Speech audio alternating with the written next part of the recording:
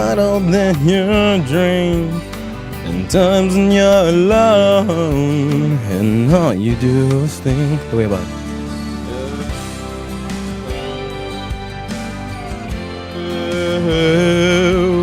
I'm wanted, dead or alive.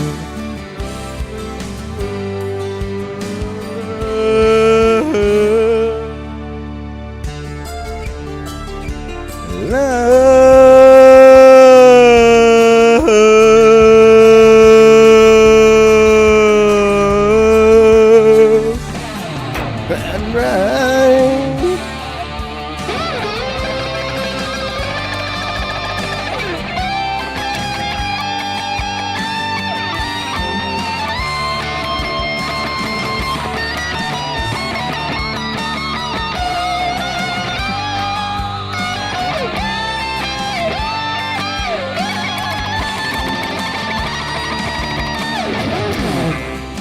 That part.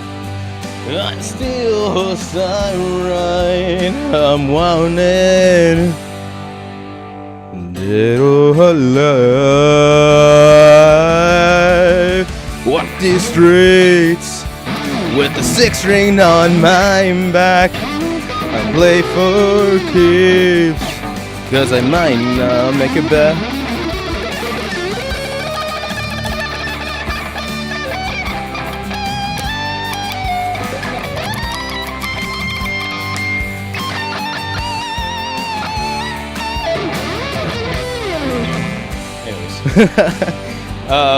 Not to get technical, but on the E string, it cuts off a bit too early. See how it rang out already? Meaning that I can't hold notes that long. So what that means is I have to get inside the guitar and fine-tune the small little string holders, so it gives the E string, the high E string, a bit more space to vibrate. Hence, it can ring out a little bit longer. Science. Oh shoot! Hi, Ikuzo.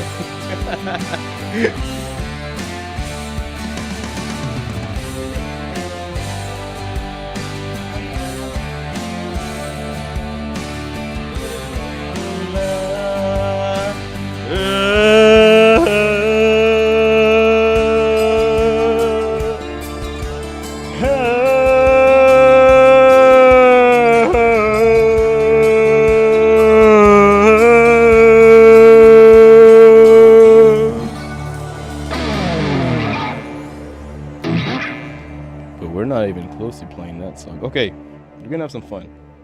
What that means is that I don't know these songs, and that's fun. Not as well as one should have learned, but it is a Sunday fun day. We're running late because that is the vibe, and yeah, close, very close.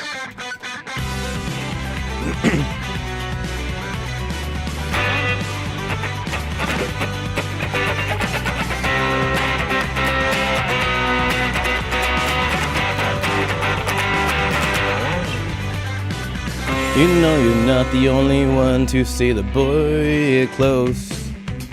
The boy you're close to you. You're not the kind of guy, I hope you realize I have no care for answers, 'cause now it's just only me. Oh, standing only to me. Oh. Take on tangent, 'cause tangent's something we perceive. I don't want to be just another fighter without fire, nothing to inspire. In a million years, when we're older, finally we can be part of history.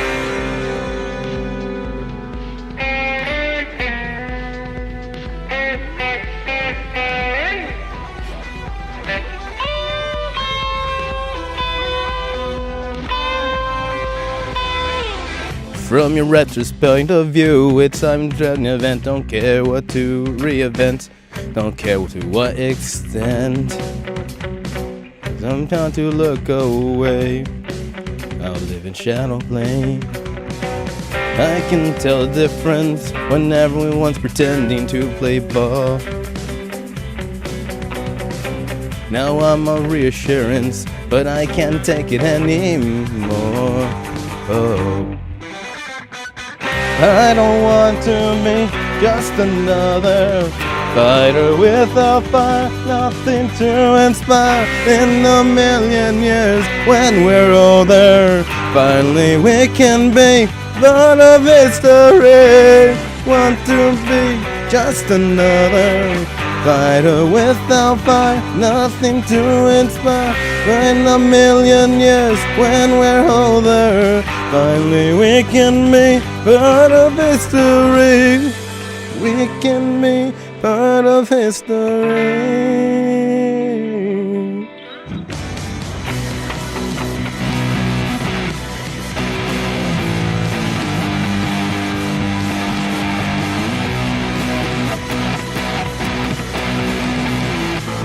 I told you, I tell myself, it's alright, it's alright, it's alright.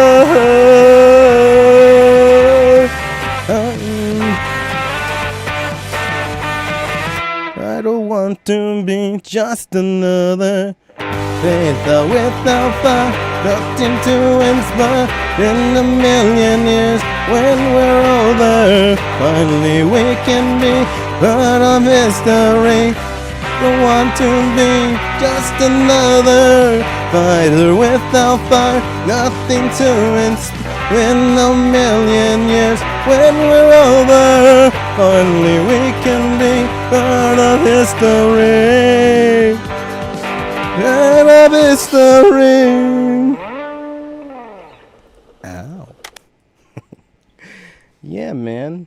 There's a lot of bands out there that actually don't have that much buzz around them. I feel like that's something that just should happen more often. That's what we do. Mucho tanoshimi. I bet you that we're done. It's what I owe you guys for being late. Because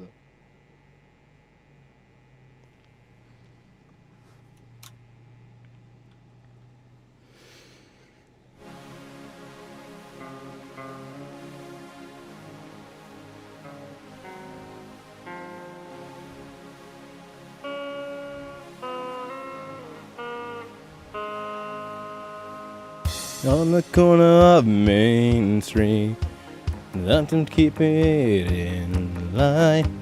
You say you really wanna move on. You say you willing behind. Can you read my mind? Can you read my mind?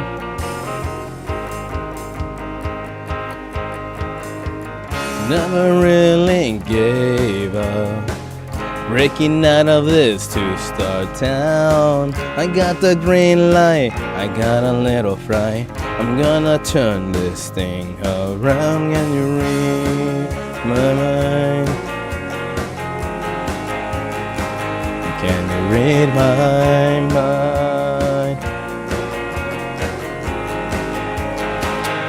The good old days, honest man, a reckless heart, a promised land, a subtle kiss that no one sees, a broken wrist of trampolines. But I don't mind if you don't mind, 'cause I don't shine if you don't shine. Before you go, can you read my mind? Funny how just break down, waiting on some sign. Pull up front of your driveway, magic soaking my spine.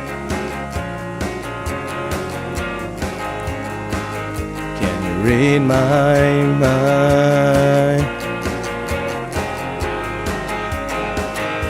A teenage queen, a loaded gun, and dropped a dream, the chosen one. A sudden draw, a world unseen, a city wall, a trampoline. Well, I don't mind if you don't mind, 'cause I don't shine if you don't shine. Before you jump, tell me what you find when you read mine.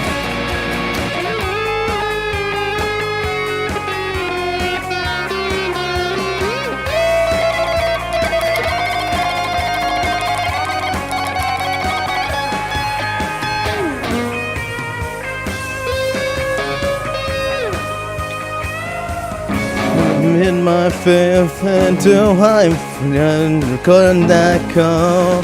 Woman, open up the door. I wanna breathe that fire again. She said, 'cause I don't mind if you don't mind, 'cause I don't shine if you don't shine. Put your back on me, put your back on me.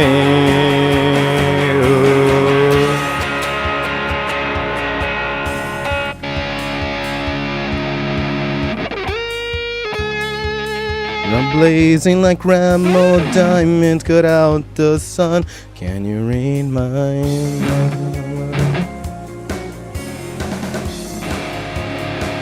Can you read my mind?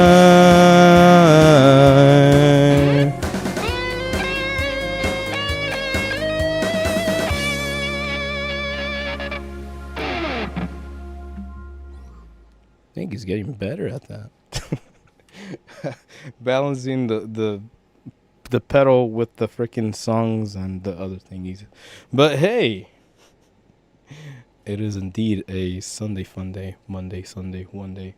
And yeah, we like to get into it. So as things develop, as life continues to explore, we too explore the internet. Yeah, something like that. We all have fun in our own ways, and I really enjoy being advised of the things that are happening. There's a lot of things that work together if you understand what that means, and the more you know is, knowledge is power, and knowing is half the battle. G.I. Joe.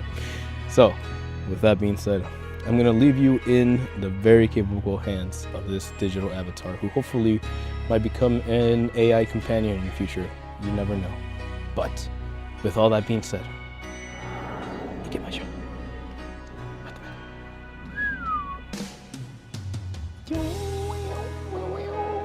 Okay. As this music intensifies. It's true! We're starting off the big one, boys. Ladies and gentlemen. Nintendo sues the US government over Trump's unlawful tariffs that led to last-minute Switch pre-order delays, demands refund with interest. Le coin up challenge.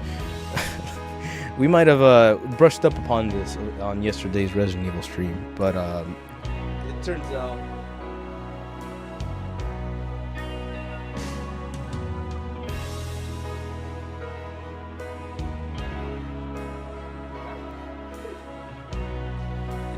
out that things go a lot deeper than we ever knew. That's my favorite line in any spy movie. Things go way deeper than we ever knew. This is by Wesley Yin Poole over at IGN. Quote, go home. Nintendo has sued US government with unlawful tariffs, demanding a refund with interest.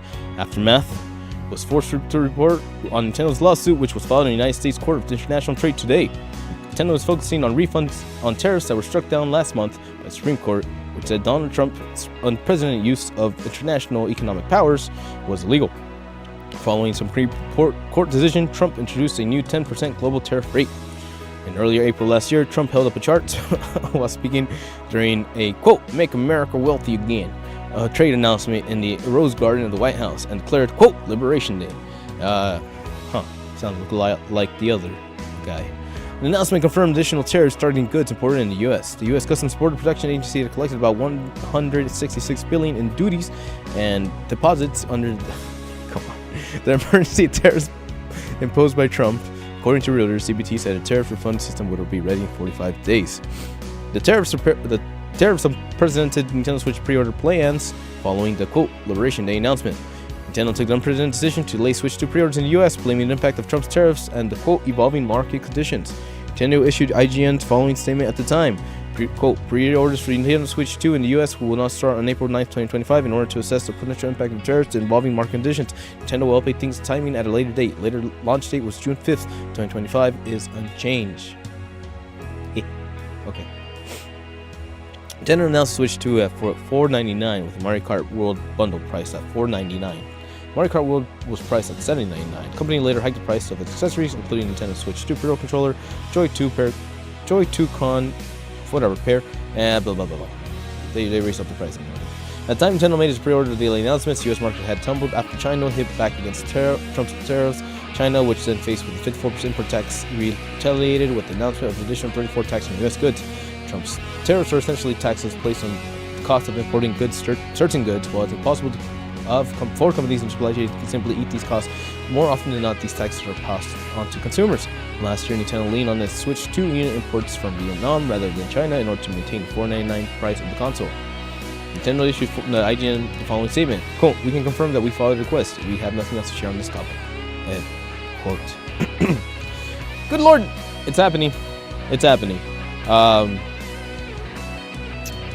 I don't know how pie in the sky we want to get with this, and I understand that a lot of people who are interested in making money online will be like, oh, I'm not a politics guy. Oh. But unless you're a fucking idiot or you have your head in the sand like an ostrich, everything we do is controlled by a governmental entity.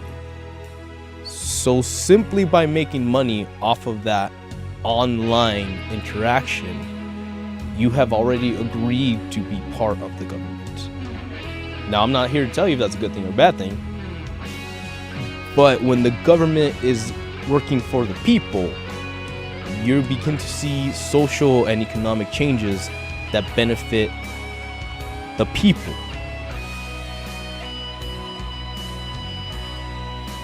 When you see a government reduced to this, you can bet your bottom dollar that someone is just out there farming more revenue.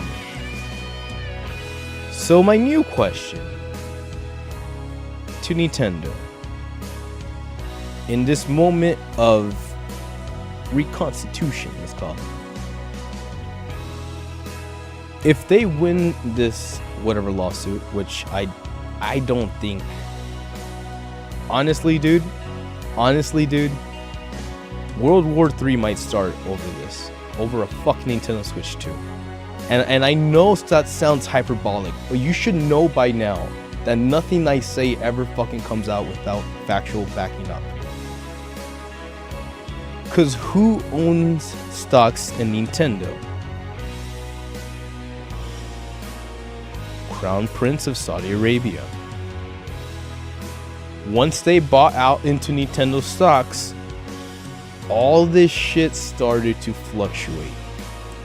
Right? I'm not telling you anything. I'm just saying what happened. And the final fact, who gave this fucking orange orangutan a jet from Saudi Arabia? So now, if all these little bitches want to start going, oh, that's my money. No. That's my money. America's weak right now. That's my money. Again, they may or may not have a prerogative to do that. Or even a factual basis of reason to do that. But again, when I said we didn't have that much time of certain people using our favorite pastimes, our entertainment, our quote-unquote nerdy-ass, fucking geeky-ass, stupid shit that makes you fucking lame for using it in the 90s. But now that there's money, big money involved in this shit, all of a fucking sudden,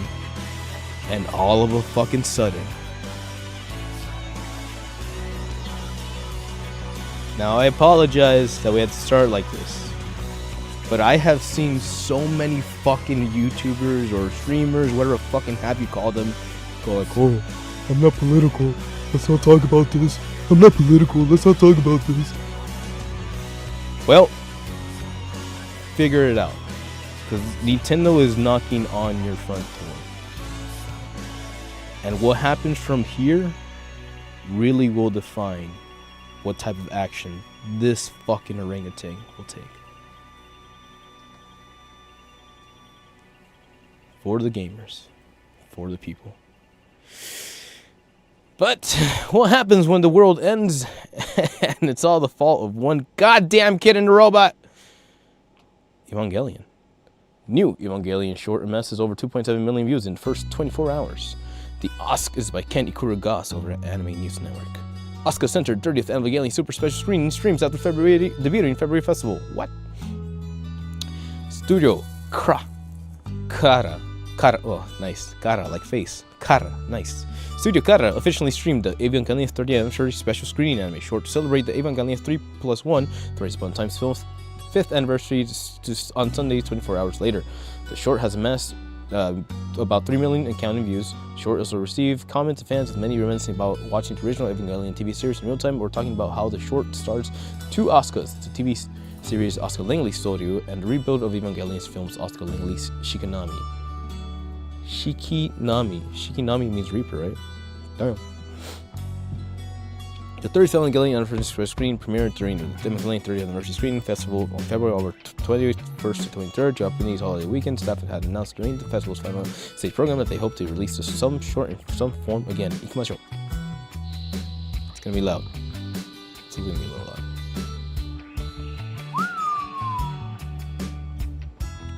Take a break, boys.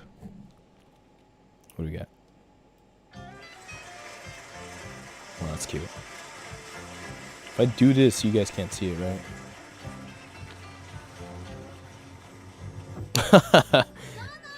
What? Oh, it's 15 minutes long? Oh yeah, no, we're gonna get copyrighted.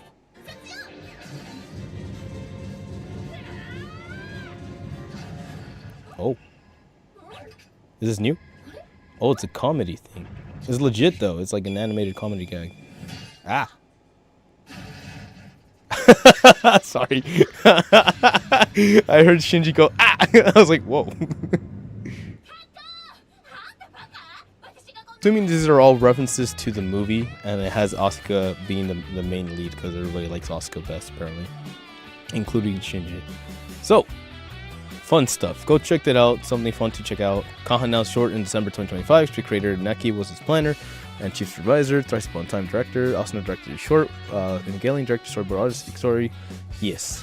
The 30th anniversary of Evangelion Festival took place at Yokohama Arena. It announced a brand new Evangelion series. Whoa. Singer of Neon Genesis Evangelion series opened the theme song performed a fast version of the Spring Back to Neon Genesis concerts. The festival ended on Monday with a preview of Kabuki Kyoko Dandai Evangelion Symphony No. 9 stage production screening Thrice Upon Time. Okay, this is important too because remember they were in China and the whole China-Japan thing was going on, and essentially they had to walk this chick who was about to sing the Neon Genesis opening off the stage and get her ass out of there because, like, I guess her safety was no longer guaranteed, which is something incredible. So I can only imagine them getting pushed out of that place, coming back to Japan and being like, oh, thank God. Nothing sketchy. Or it's scary. It's scary in the idea that, like, everyone likes to talk about Japan being the nicest place and blah blah blah, and Japan is like, oh no, we gotta close our borders because fuck those foreigners. And at the end of the time, they're kind of right. You know, it's sad. Our culture, a culture filled with violence, has influenced them to have a sense of fear-ish. And that's not cool. That's girl! I don't know who she is.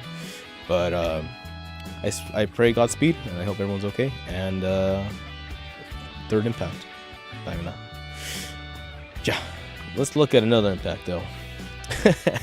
Bungie responds quickly to Marathon microtransactions backlash. First patch will make the game slightly easier. This is by Yesley over at IGN. Back to Yesley.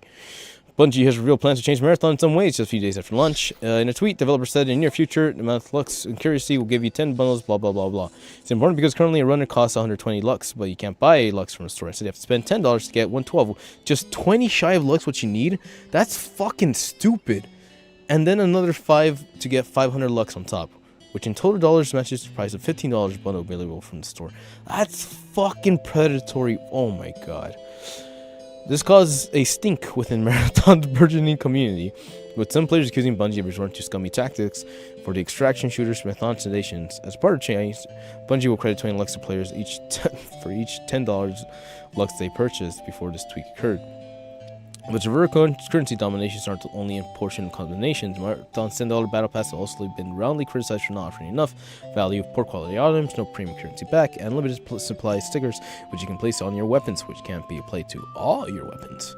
Without getting specifics, Bungie said it was aware of the feedback in Marathon's cosmetics. Quote, we want to ensure that when you spend in Marathon, you feel like you're getting great value and discussing ways to improve this experience. End quote. It said, shut the fuck up, or you would have done that the first time, you fucking piece of shit. Sorry, I'm in the mood. Meanwhile, Bungie outlined... Oh, I just found matches in my pocket. Bungie outlined early patch notes for Marathon's first update. Due next week, all the changes seem designed to make the extraction shooter an easier experience. The highlight for me is the increased number of med cabinet segmentation, blah, blah, blah, blah, blah. Blah, blah, blah, blah, blah, blah, blah. Marathon is a very difficult game in which it's easy to run out of ammo. Enemy AI feels particularly powerful too, so one wrong turn can end your run big and nice, especially if you don't have time to fight back. Boom. Patch notes, I don't care. As I mentioned, previous reporting, common challenge for very nature Marathon is a distraction shooter. If you die, you lose all your gear. And not just what you looted while on the battlefield, but what you brought in. And it's given easy how to die in Marathon. It can feel brutally punishing video game. Are people bouncing off Marathon because of this? And some people off by its learning curve. In 2 days, Marathon has been live. Its peak Steam current hit of 88. While it's impressive start for most video games, let's not forget Marathon is also on consoles. Is enough for Bungie, which is under pressure to level certainly after recent failings. We got more on Marathon, blah, blah, blah, blah, blah. Very nice. Or not nice. Okay. Yes, I am salty. Yes, you already know my take on video game industry in the current age. And yes, I did just spend $70 plus on Resident Evil 9. Which means that in my brain, I rather play that game. And a lot more people rather play that game over this game. Meaning that if I'm stuck on Resident Evil 9 for about, say, a month, 2 months, if I lag it, potentially, not that I would, but potentially, I will not play Marathon until 2 months in. Will the game last 2 months in? Like, how the numbers will blah, blah, blah, what people say about it in those 2 months, how many concurrent players will they have in that time? That's kind of what they're dealing with here. So, it sucks to say that, like, something shouldn't exist, quote unquote, but then you get to something like this, and I can't. For the life of me, I cannot forgive just how stupid that is. Whether that be from PlayStation, like a CEO forcing them to put that fucking transaction gimmick, or whether that be from the actual, like, one of the marketing leads or whatever, going like, oh, we have to make this much money, so let's just have them do it like this. Which, like, sure, Darwinism kicked in. You got the money from the people who looked at it and said, yeah, that's fair. But, like, god damn, I can't even believe these people anymore.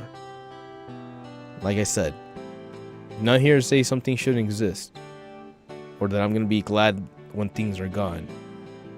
But we've lost so much fucking quality from PlayStation just to get to this fucking point. Nah, dog. I'll spend my money on Capcom. Thank you very much. But let's look at something you don't have to spend your money on, baby.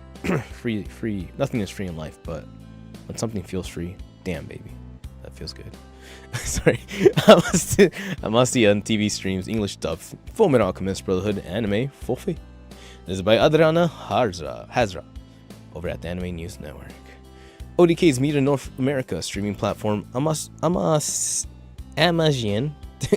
TV began streaming Fullmetal Alchemist Brotherhood anime with the English dub in the United States and Canada on Friday. In the United States and Canada on Friday. The anime is available to watch on demand for free without need for subscription to the service. The service will add the anime with Japanese audio and subtitles in English, Spanish, and Portuguese later this month. 2009 Fullmetal Alchemist Brotherhood is based on Himuro Sorakawa's original manga. He was closer to the manga story and ending other than the other anime adaptation from 2003. Hiromu Arakawa's Fullmetal Alchemist manga ran in monthly shonen from 2001 to 2010. Media released series as well as related novels and art books in North America. The manga inspired previous television anime adaptation 2003, 2 OVAs, 2 anime live films, and a live action film. 2 OVAs, 2 anime films. Sega Star Shangri-La, yep. And a live action trilogy. Oh, sorry. 2 live action sequel films commemorated the 20th anniversary of the franchise. Fullmetal Alchemist: The Revenge of Scar opened May 2022, and Fullmetal Alchemist: The Final Alchemist opened in June 2022. Amazon TV is a North American free streaming platform that offers anime, Korean dramas, Chinese film, as well as Asian news, sports, documentaries, and among other content. Okay, very nice. Very small. Why does this matter? Okay. To me, it shows that someone is out there going like, you know, all the good stuff, all the little niche stuff, all the good shit.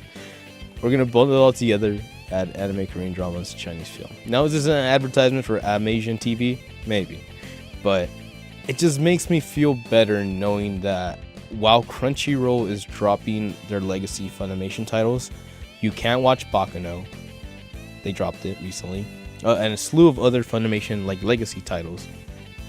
And it at least makes me feel that perhaps people like this can swing in and be like, I heard you guys didn't want that. Let's do it for free, which is pretty cool, you know, especially in this age of digital where like I have my anime Blu-ray collection. I can see it. There's even DVDs in there. That's how old that collection is.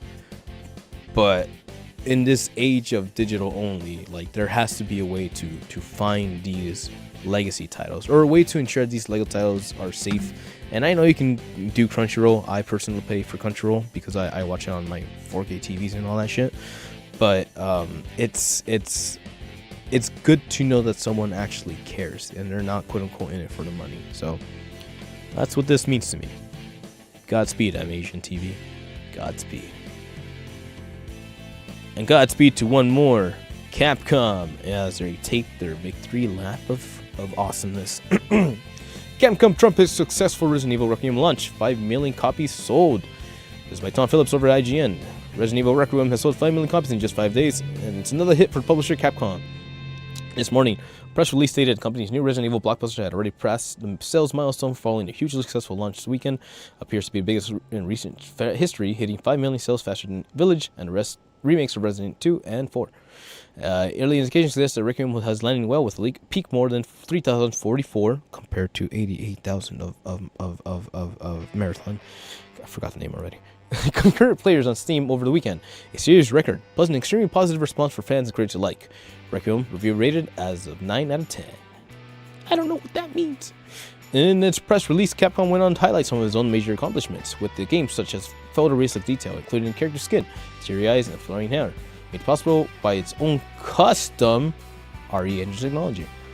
But while Requiem certainly looks the part, the game's success is likely due to a whole host of reasons, such as the return of hugely popular hero Leon S. Kennedy, major focus on nostalgic elements such as the series' long-awaited return to Raccoon City, the title's fun mix of survival, horror, and action gameplay, spread between sequences with Leon and FBI race Ashcroft. Significant buzz around the game was successfully built up by Capcom's prior to launch, with the publisher hiding Leon's involvement until just a few moments ago. Noise. Despite persistent rumors, the game's launch week has also been filled with a fury excitement as fans find numerous cameos and Easter eggs from the series pass, and work together to solve the finished final puzzle challenge, which has now been completed. Which I don't know what it means, but I'll figure it out. If you're already one of the millions playing, Requiem's guide will help you. Blah blah blah. Very cool.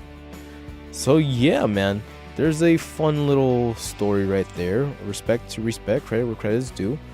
Resident Evil.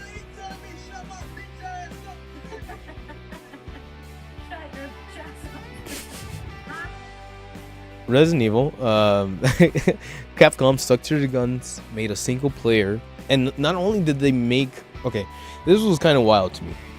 They spent the past 3 years making first-person shooter a thing, and a lot of people didn't like it, right? Like, a lot of people were like, nah, dog, this ain't me, or whatever. So then they had the remakes made, which had third-person point of view. And those are fairly beloved. I know a lot of people don't like 3. I personally really fucking enjoyed number 3. I love Jill being super cop. It was really cool. And 2 was amazing. And then 4 changed my life. Like, literally. Play Resident Evil 4 in PSVR 2. Or complete Resident Evil 4 in PSVR 2. You'll fucking come out feeling like Leon S. Kennedy. And that game is easily one of the greatest experiences I've ever had. It's crazy. And it was my first time like experiencing the story too, so like I was in the story, like I have no idea what's going on. I'm just blasting at these zombies and I'm making it happen, and it was good. So what's incredible to me is seeing Capcom be like, fair enough, but we're still gonna do it the way we like, except we're gonna give you an option. And yeah, they basically said, try Grace first person, try Leon in third person. And I personally didn't mind first person Resident Evil. I understand how it changed the experience. Again, I didn't mind it. I understood that they were trying to do a VR implementations. That's why it was in first person, and that's why I really love them for doing that. They're one of the few companies that actually invested in PSVR in a very creative and immersive way, and I will forever be grateful for that to Capcom, which is why I give them my $70, easy peasy, lemon squeezy. But it had to be physical, so I bought that game physical. Will it be free later on PSN? Yes, I know, but hey, it's not about that.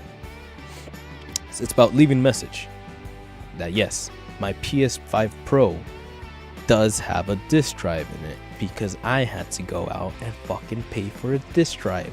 Sony motherfuckers. Anyways, moving on. Happy for them.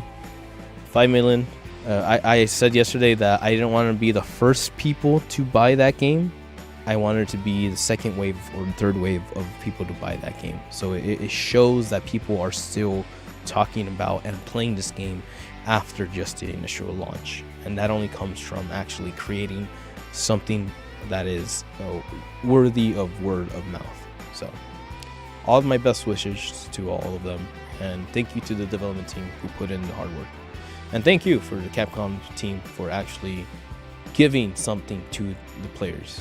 And we respect that. So, Godspeed. Because you know it's bad when you have dreams about the shit. Resident Evil Requiem's infamous spider is making iced tea feel heat on its last legs. That's by Grace Phillips, or Tom Phillips over at IGN. To continue on IGN, rapper T-Star struggling Resident Evil's Aquarium Spider. Day after reported that rapper Law & Order Special Victims Unit actor admitted that too is having issues. Resident Evil 9. Fuck that spider. Ice-T ran on social media last night, presumably after encountering the game's arachnid boss for himself. Previously, Ice-T said he's been enjoying playing Resident Evil Requiem so far. Quote, I've been playing Resident Evil 9, he wrote on the weekend. Reminds me of the first one. Has me stressed the fuck out. Law, you know it's bad when you have dreams about this. Approved. Nice. This guy's lit. But Ice-T is far from the only Resident Evil now encountered the game's 8-leg enemy, which is, to be fair, is creepy as hell. I'm gonna skip that. So unfortunately, I there's really slight instances. Well, I'll see the gameplay or someone playing or streaming the game, and I'll be so curious that I'll click into it, but I'll click right out because I don't want to spoil anything. I clicked into a spider at some point, and I was like, oh. So that is in my brain, but the fact that Ice-T went out there and is just talking about that, like, come on, man. Like, it's easy to I'm just gonna say the word, to fetishize these people like these quote unquote celebrities, as in like, oh, look at this guy, he's so famous, he's so important, oh god, he's gonna be a movie star, and like, you know, you do that. People do that. But they're humans, you know? And beyond that, like, this motherfucker has history, you know? To think that his history intersects with RE1, that's that gamer shit right there. Not some fucking Microsoft AI boss being hired and being like, oh well, I guess I like Fable and the other game, whatever fucking AI post they wrote to the person when they asked her what her favorite game was. Oh, it was Chrono Trigger.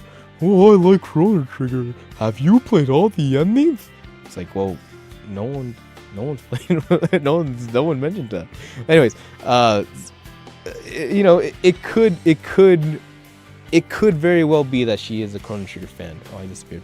And like that could happen. That could be normal. But it's just the idea of like, you can feel the passion when someone actually gives a damn.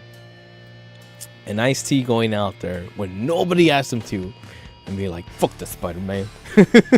that's my guy, my man. So yeah, a little bit of light in the tunnel to show you that yeah, humans do exist. Humanity does exist within these quote unquote superstars and actors and actresses. So keep that in mind, because humanity also exists in the people who worked for Epic Games. What? Is by B. Werthermere. Who the fuck is that's a fake ass name over at Kotaku. Epic Games is suing a major Fortnite leaker who turns out actually worked out for the company. Hayden Cohen, known as online as Idria FN Info, was contracted by Epic to work on projects as an associate producer. Epic claims that Cohen violated his NDA by leaking trade secrets. Epic filed a legal complaint against Cohen on Thursday in the Eastern District of North Carolina. According to the company, signed an NDA, proceeded publicly shared confidential in January and February. Cohen leaks were only possible because he abused access and informants as part of his work for Epic, and willfully disregarded his applications to keep the information confidential. Hey, just to keep it. There you go. The NFN account had more than 13 followers before it was deactivated. According to Reddit, its user screenshot, Cohen's linking before it was taken down. Cohen worked previously for other major companies, including American Express, AMC, Peacock, and NBC Sports. Hey, I like AMC. Epic alleges the leaks, which were made possible through insider access, included reveals and announced collaborations with South Park and Solo Leveling. What? Which Epic identified Cohen. Company sent him sentenced at cease February 20th. Epic claims that as of Thursday, Cohen has failed to fully comply with Epic's demands. Other popular front lists like Sheena and Hypex are not facing legal consequences for Epic because they get their information through data mining, which is legal practice. Epic claims, damn, the information leaked by Cohen could not have been leaked through any legitimate means and was not otherwise available to the public, such as through data mining public builds of Fortnite for unreleased content. Cohen leaked Epic's confidential trade secret information that was accessible to him solely because he worked on projects for the Epic and corresponded to access to Epic's internal systems and channels. Was it all worth it just so people can find out about Epic collapse a day early? That's for Cohen to reckon with now. Well, if this fool was like posting shit on X and like getting revenue for the leaks, yeah, it kind of makes sense. Well, someone this potato would break an NDA. And when I say there is humans in Epic Games, that just means that someone's stupid enough to be like, oh, I deserve this, also exists within humanity. So again, leaks is a thing. I don't know what that's like gonna do for anybody. Just more of a when it happens, someone tell me when it happens and I'll be there. But obviously some people want to feel important, and that means breaking the rules just so you can get a step further. But hey, c'est la vie. Moving on.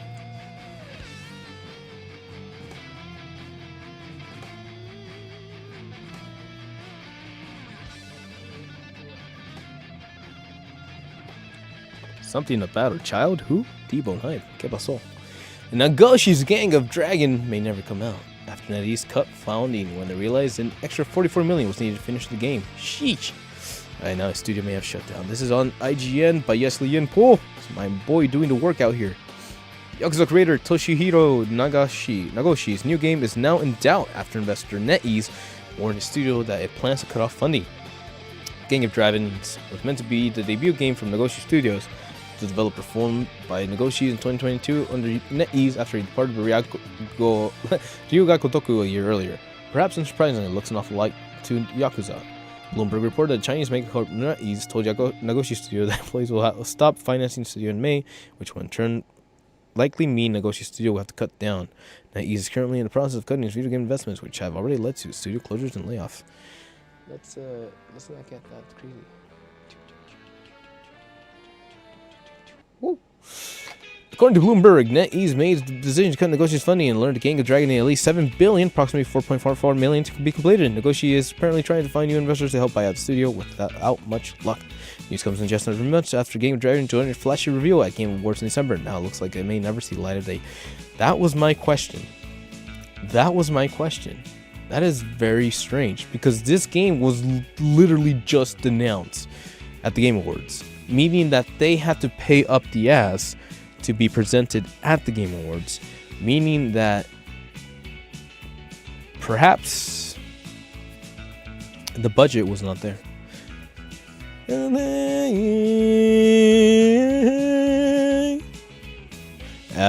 So there's that. It does really suck, right? This is a really bad thing to happen. Like, this guy leaves, he's like, okay, presumably they made the Yakuza games, and then they started doing Like a Dragon, which is more of an RPG by Sega. And then this guy was like, nah, man, I want to play my games. So he left, he decided to make Gang of Dragon, but like, he's used to Sega money, so he's like, I need all the money. And then NetEase is like, nah, dog, we have Marvel rivals and all them skins to invest in. So they're like, we're gonna start pulling from the funding. So it's weird. It's very weird. TLDR, I would say do not trust a live action based studio or publisher to publish your single player / like non live action game. It sounds like that's what's happening, which is troubling in the case that if only these people are left, then we will be surrounded by live action games, which again leads to the downfall of the game industry as we know it today. But hey, don't stress out about that. I'm here for you. Because PlayStation is showing different players different prices for the same game. This is by Lewis Parker over at Kotaku. Say what? PlayStation users have just spotted that Sony experiments with a quote new pricing method, often referred to as A/B pricing, that offers users different prices on the PlayStation Store. Fortunately, this is actually new, as Sony has been offering users dynamic pricing for several months now. As noted by Push Square a few hours ago, a thread titled PSN game price goes up when signing in, but that was posted in by subreddit, as you can see from the image in the thread. The screen units should be on sale for $3 in the UK, however, if logging to your PlayStation Network account, users noticed they were instead offered a price of $10. Still lower than the game's standard $24.99, but not nearly a steep discount. As it turned out, this isn't the first time Sony experimented with this form of dynamic prices. PS Prices, a video games discount comparison website, spotted these disparities back in November 2025, while unconfirmed users on Reddit reported that Astrobot was subject to A/B pricing back in 2024. According to Price Investigation, A/B pricing is published specific on the PlayStation Store, as reported that 2K Games focused on entertainment, Deep Silver, Bethesda, Rockstar Games have all participants in A/B pricing experiment, although several other publishers, including Ubisoft, now appear to be joining in on the fun. As other commenters have noticed, Microsoft has been offering dynamic prices since 2021. However, Microsoft's method is arguably a little more honest. So dynamic prices on games are specifically tagged as just quote for you offers on the storefront. Fortunately, although many commenters have speculated to the contrary, this doesn't appear to be legal. Doesn't actually appear to be illegal. There are EU laws that forbid dynamic pricing based on discrimination, but that doesn't seem to apply in these circumstances.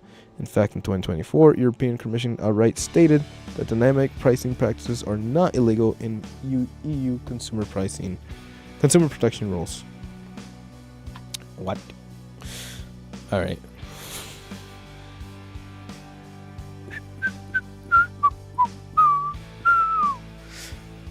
Okay, well, that's the thing. We've heard about dynamic pricing in terms of like, I believe you go to Best Buy and like, or you go to like Target, right? And you walk in the store and Actually, I don't know. I wouldn't even know how it works. It scares me, to be honest. To think that, like, if you're holding your phone and you pick up a fucking loaf of bread and then you're holding your phone and the GPS on your phone tells them that you're in Target, so then your bread goes up from like $2 to like $5. Or obviously that's a hyperbolic thing, but you get my point. Let's say it goes from like $4.50 to like $5.50, $1. Just because your phone picks up on the fact that you're at that store is what I've been hearing. Or it is as bad as it can get. That's the part that really bothers me. But it sucks that it started in digital storefront, which is obvious because these fuckers don't actually have anything physical to give, which is what pisses me off. The fact that, like, since it quote unquote doesn't exist, that you can slap whatever price on it, and as long as everyone nods and plays along, that is the actual price of the thing. Very stupid. But regardless, it's not the first time and it won't be the last. So here's to hoping that if Nintendo wants to sue the US, then maybe the US figures out what we do with this shit. For the players, for the people, by the people. Speaking of people, Castlevania's Belmont's Curse is not a roguelite or a roguelike game, Konami insists.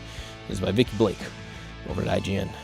Belmont's Curse announced a stunning state of play as part of Konami's celebrations for Castlevania's 40th anniversary. Goddamn, will play like a Castlevania game will play like a classic Castlevania game rather than a roguelike, despite its expertise in the studio making it. That's according to Konami, which told The Verge earlier this week that in a game developed by Dead Cells maker Motion Twin, it will play like a traditional Castlevania game.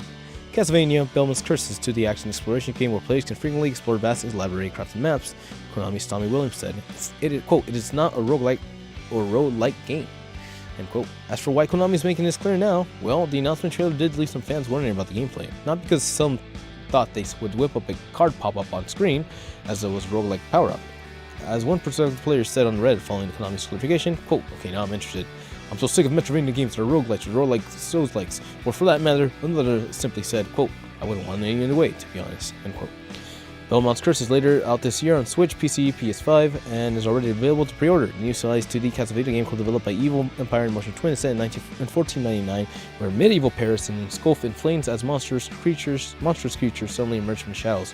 Armed with legendary whip, Holy Whip, and the vampire killer, Trevor Belmont's successor ventures into the burning streets and looming castles to hunt down the beast. Konami says this is just the first announcement in the Market Series 4th decade, which started way back in the original Nintendo Entertainment Systems. Series 4th decade, which started way back in the original Nintendo Entertainment Series, which has since spawned a hugely successful and critically acclaimed adult animated series on Netflix. There you go. I freaking love the Castlevania games. I'm not gonna say I'm good at them, like, fuck no, nor do I have the patience or whatever, but there was a time when I was able to sit down and just really, like, pour time into one single NES game. And I know it's not everyone's favorite, but Dracula's Curse on Nintendo Entertainment System, when night falls and you get Bloody Tears playing for the first time off of that Nintendo Entertainment System's music chip, god fucking damn, which is clearly the music that they're using here. This is Bloody Tears except updated. But the original song, when shit goes down and you're like, oh fuck, it's like survival of the fittest out here. Dude, Castlevania is so cool. And it really sucks that I can't get into it as much as I wish I could. So perhaps, and I feel like that comes from like a lack of story elements. Like, I don't really like exploration, but as long as there is a noise, as long as there is a vibe to it that's pushing one forward, I think I can get into it. So I'm very excited for Belmont's Curse. I've been wanting a Castlevania remake, whether it be something based off of like what's the other one?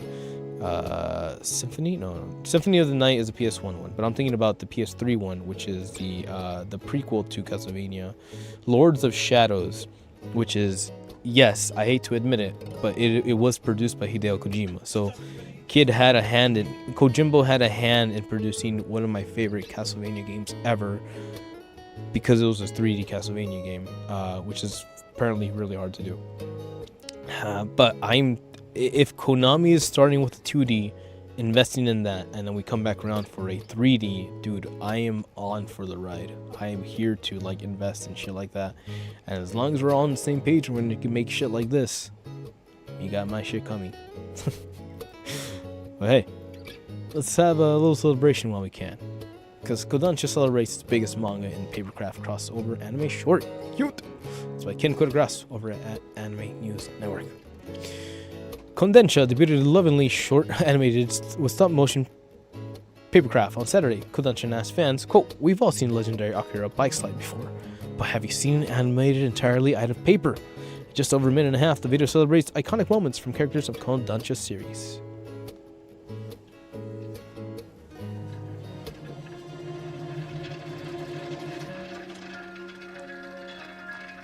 Ah, bueno. He's like, do it. Do it. There you go. The Akira slide. Woo! Motorcycles are in, baby. Tom Cruise, Akira. Let's go. Live action.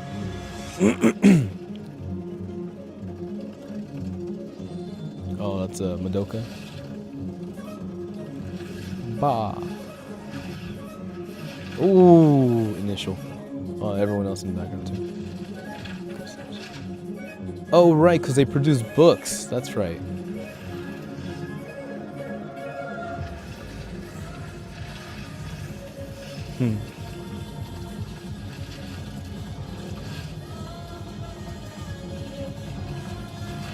Ah, bueno. Oh, yeah, because he's made of paper. Pretty basic.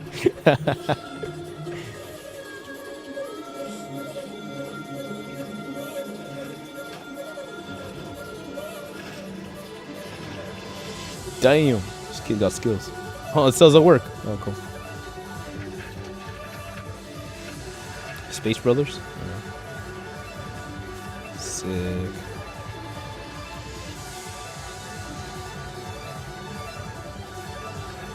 Oh, I saw Hajime no Ippo.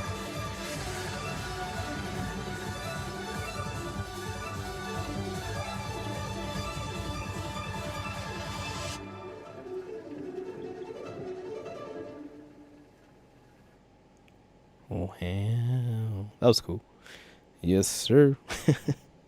No, that's cool. That's cool. Like, you know, time is a valuable thing.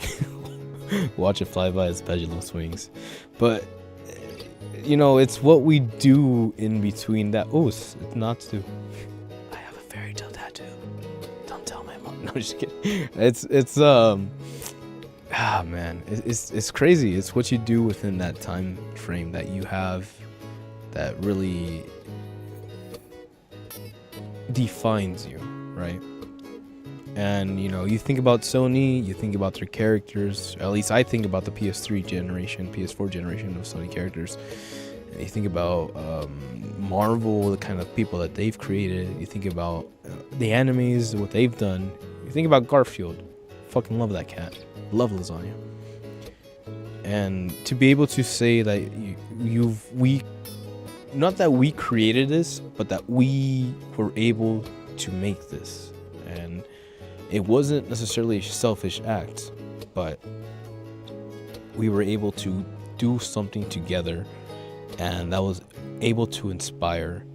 And now we're here. Now we're just respecting the time frame. And I really don't know how to say how much this specific time means to me. It's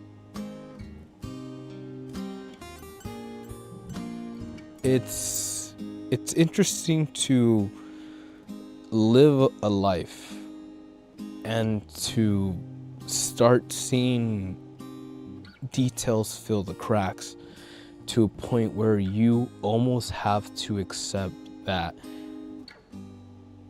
things have to happen, or things need to be done, or things will happen in a certain way, or you just stop thinking that it's not impossible. That it is. You stop thinking that's impossible, right? You start thinking that it's not impossible. And you just kind of start to mentally get ready for that.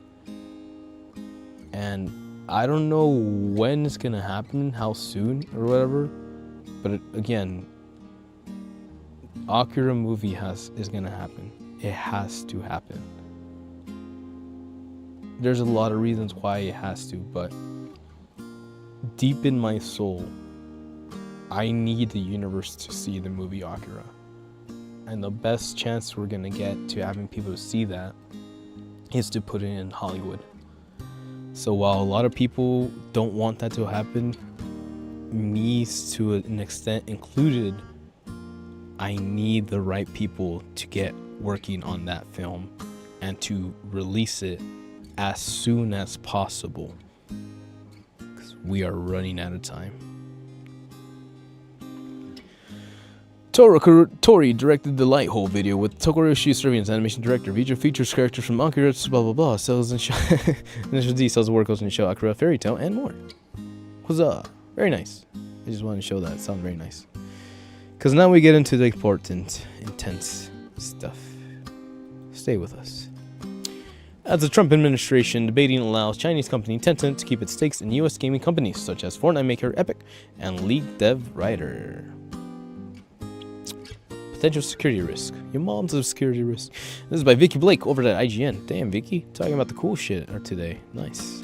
President Trump's administration is currently debating on whether to allow Chinese megacorp Tencent stakes in U.S. companies as such as Fortnite maker Epic Games and League of Legends developer Riot claims to continue. FT reports that top officials have met to address the security risk of Tencent's investments in numerous U.S. and Finnish gaming ahead of President D-Rump's meeting of Chinese President Xi Jinping's next month. Tencent has acquired Western game content companies as well as over a decade now, but most high-profile investments include 28% stake in Epic Games, which is based in North Carolina, the wholly owned Riot Games, which is based in Los Angeles, hey, that's me, which wholly owns Finnish company Supercell, which runs mobile mega hit Clash of Titans, and recently invested in a new Ubisoft business following the Assassin's Creed maker's financial troubles. Sources said that Tencent was negotiating with the U.S. administration committee in foreign cuffs last summer to ease security concerns as far as back to President D-Rump's first term was assessing whether Tencent's investment could jeopardize data of millions of American players. Steve Foos is similarly concerned about the company's acquisition of Finnish firm Supercell, which has a huge player base in the United States. January last year, U.S. Department of Defense classified Tencent as a Chinese military company. At the time, Tencent insisted it was all mistake. Full mistake. The upshot of this latest amendment is that the D-Rump administration may force Tencent to divest in the gaming companies or force it to create data as productions it's satisfied with. Neither the White House nor Tencent or Epic responded to requests for comment. Damn, you guys went for White House to comment on that? Sheesh. Alright, that's what I'm talking about. Reporting. Fuck yeah. Alright. So, there's that. Number one.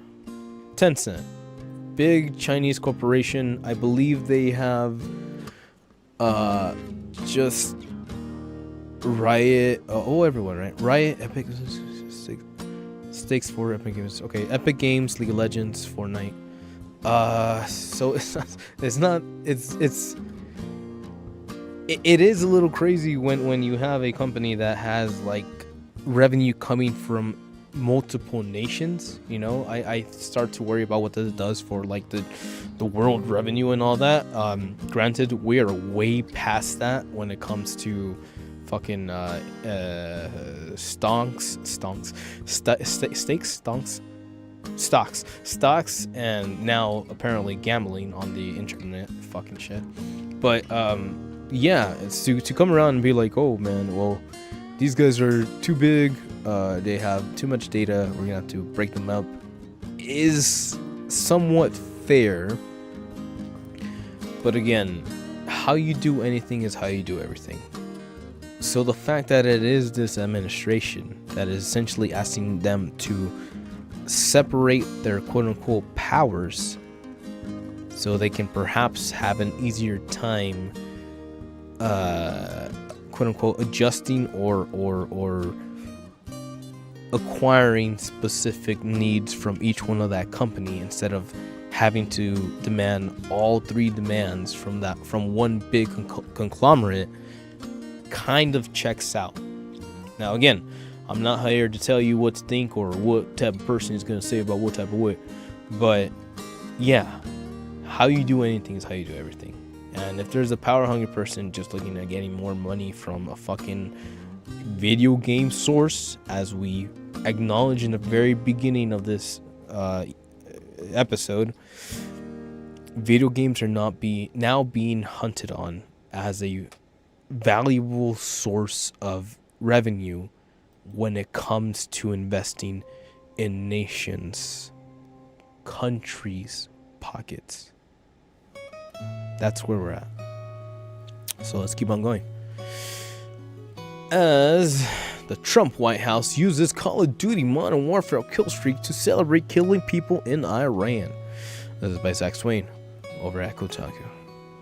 4 days after the United States joined Israel in airstrikes against Iran that have killed hundreds, the official White House Twitter account posted a video that features a killstreak animation for Call of Duty Modern Warfare 3.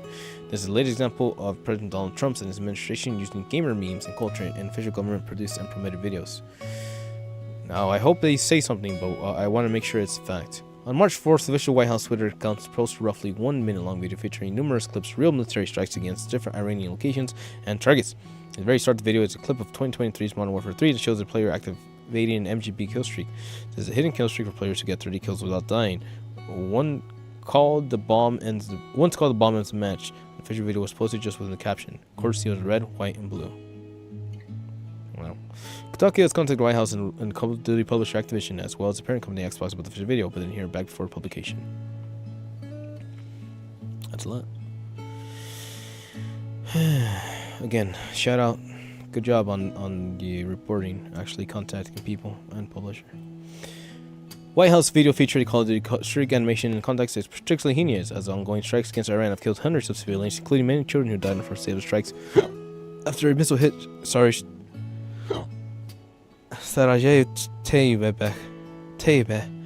Girls Elementary School in Iran on February 28th. Neither the United States nor Israel has taken responsibility for the attack. Quote, all we know is that we're investigating that. All that I know is that we're investigating that, said Secretary of State Marco Rubio. Quote, of course, we never target civilians, but we're taking a look at investigating that. DRAM's terrible history using gamer memes. This is the first time the Trump and his administration have used video games in official government context. In December 2025, the Department of Homeland Security posted videos showing various armed ICE and Border Patrol thugs arresting and detaining people with music from Pokemon in the background. The very next month, the HS posted an image from Halo featuring Master Chief driving Warhog from the captions, quote, finish the fight, and quote, destroy the flood, likening immigrants to the parasitic aliens of the sci-fi franchise. That same month, White House Twitter posted an AI-generated image of Trump, who's currently dealing with a big gross and red rash, wearing the Master Chief's infamous green armored suit. Quote, DNH will reach people where they are at with context and they can relate to and understand, whether that be Halo, Pokemon, Lord of the Rings, or any other medium, quote, ADA spokesperson told former Kotaku editor Alyssa Mercante in October 25th. Quote, DHS remains later focused on bringing in awareness to the flood of crime that illegal aliens have inflicted in our country. We aren't slowing down, end quote. In an interview with the GameFile, the Halo co-creator Marcus Little called the post absolutely abhorrent and added, quote, it really makes me sick seeing Halo co-opted like this, end quote.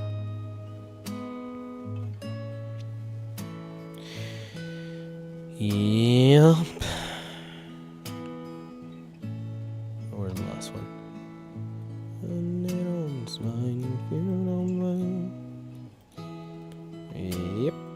Yep. So let's actually watch this, because I know what happens, but at the same time, oh shit, I know what happens, but at the same time, it's like, come on.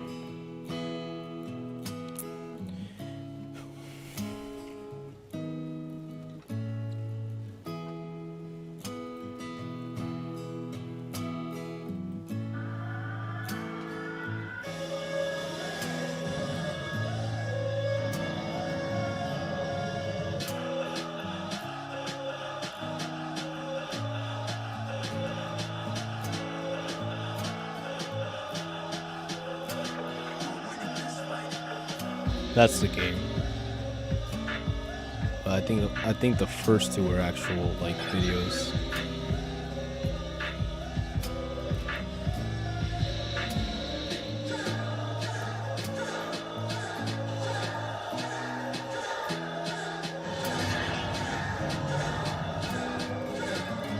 Those are actual videos.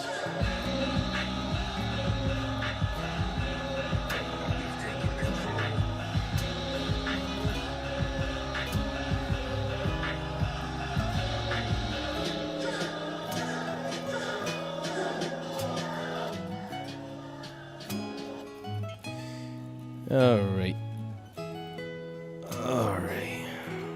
Just need a second from that stupidity. Okay. Where are we at?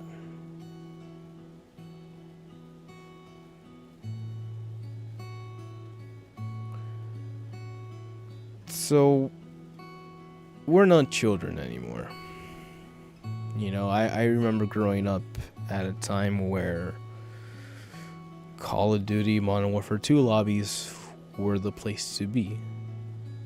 Not because it was one of the best games ever created from a, you know, technological military standpoint. And not just because it was Call of Duty, not because it had quality and all that, but one of the biggest reasons to play Call of Duty in its early days was that it was so popular, it became mainstream. And when you become mainstream, you bring the worst and the best. Mostly the worst.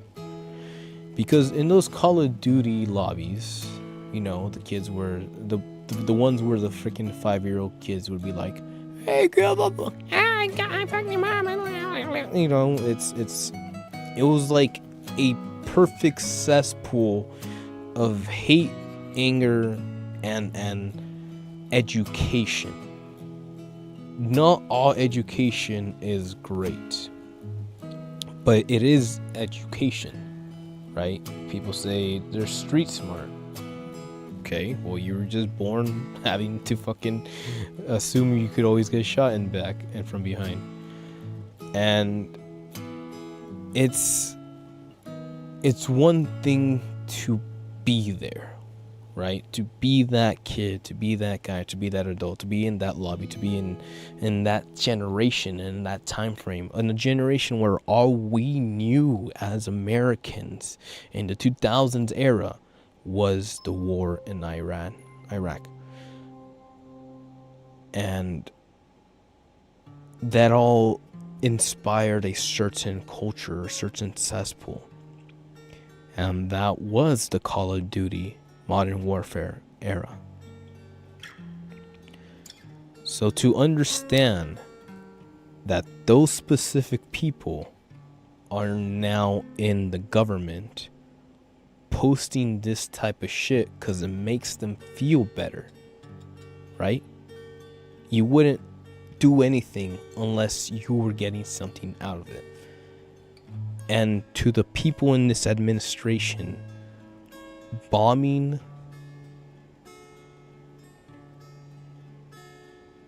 people, but viewed as things, makes them happy.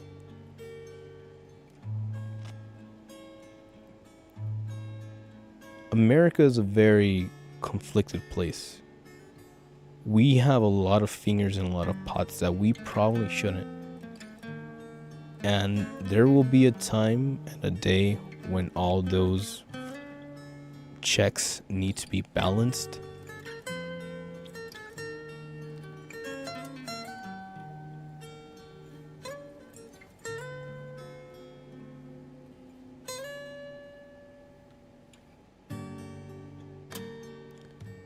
And we'll see who will be there to balance them.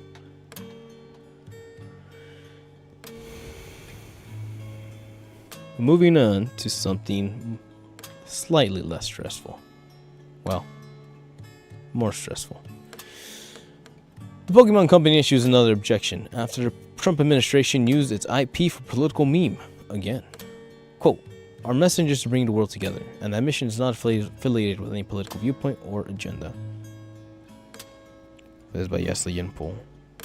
Pokemon Company has issued an official objection after the White House used Pokeopia for a meme, pushing back against Trump administration repeated use of its intellectual property on social media. On March 5th, the official White House X or Twitter account shared, quote, "Make America Great Again" meme that looks like the recently released spin-off Pokea. While confirmed, it appears that meme is an AI-generated graphic in the style of Pokopia, which released on the Nintendo Switch 2 this week. Text, "Make America Great Again," is similar to the Pokopia font. Family Pokemon can be seen in the background. At the time of the article's publication, the White House tweet had been viewed 18.6 million times. MAGA US. Pokemon Company issued a statement in which it stressed that it did not grant the White House permission to use its IP for social content. Quote, "We are aware of recent social content that includes imagery associated with our brand," company spokesperson told the New York Times. Quote, "We were not invited in its creation or its distribution. No permission was granted for use of intellectual property. Our mission is to bring the world together, and the mission is not affiliated with any political viewpoint or agenda." December last year, Pokemon Company formally responded to U.S. Pokemon TV Hero Catch-Em and series theme tune by the Department of Homeland Security as part of a video showing people being arrested and handcuffed by law enforcement agencies. Quote, "We are aware of recent video posted by the Department of Homeland Security that includes imaginary images and language associated with our brand." Pokemon Company International said in a statement that shared with AGN over time. Quote, "Our company was not involved in this creation and distribution on this content. Permission was not granted for the use of our intellectual property." Many fans have suggested the Pokemon Company should defend its intellectual property by launching legal action. However, the corporation's former legal chief told IGN last year that he, quote, "wouldn't touch this." Fucking bitch. Sorry. Don McGowan, Portland's veterinary ex-legal chief, told IGN in September he believed that such action was likely. I don't see them doing anything about this for a few reasons. McGowan, now principal at Extreme Grown-Up Services, said, quote, "First, think about how little we see. Pokemon Company International name is in the press. We are insanely publicly shy and prefer to let the brand be the brand." Quote, "Second, many of the execs in the USA are on green cards. Even if I was still in the company, I wouldn't touch this. I'm the most trigger-happy CLO, chief legal officer I've ever met. This will blow over in a couple of days, and they'll be happy to let it." It's pointed out by the New York Times, Trump's administration spokesperson Abigail Jackson has previously commented on social and media strategy, which shows no sign of backing off the use of entertainment companies' IP. Quote, "Through engaging posts and banger memes, we are successfully communicating the president's extremely popular agenda," Jackson said. "There's a reason so many people try to copy our style. Our message resonates." Abigail? Anyways. Indeed, the Pokemon Company is the only gaming firm that has seen its IP used by Trump conditioning political means. In October, Microsoft remained silent after Donald Trump released an AI image of U.S. President Master Chief and Department of Homeland Security used its Halo to promote ICE on social media. Trump administration has formed when it comes to using AI images to promote president. In May last year, Trump has sparked a backlash with some Catholics have posted an AI-generated image of himself as a pope. The picture, which was shared by an official White House social media account, was released as Catholics mourn the death of Pope Francis and prefer to choose the next pontiff. The White House department has also released AI images of Trump as Superman and as a Star Wars Jedi, and the Department of Homeland Security used South Park to promote ICE. South Park trolled Trump in response, saying, "Wait, so we are relevant." And earlier this week, the White House posted a video on social media that makes footage from its bombing operations in Iran with Call of Duty gameplay. IGN has asked Activision to comment, but it has yet to respond.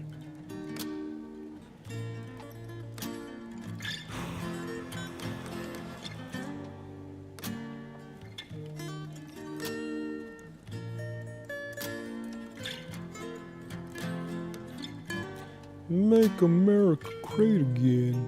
Yeah, I saw this online a while ago.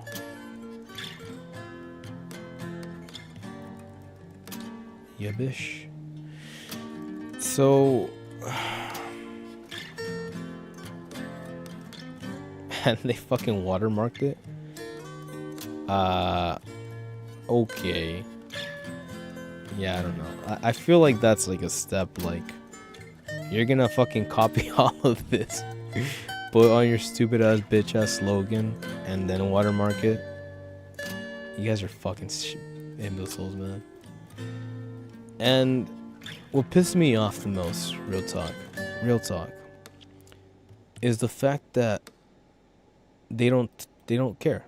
Pokemon doesn't care, right? Microsoft doesn't care.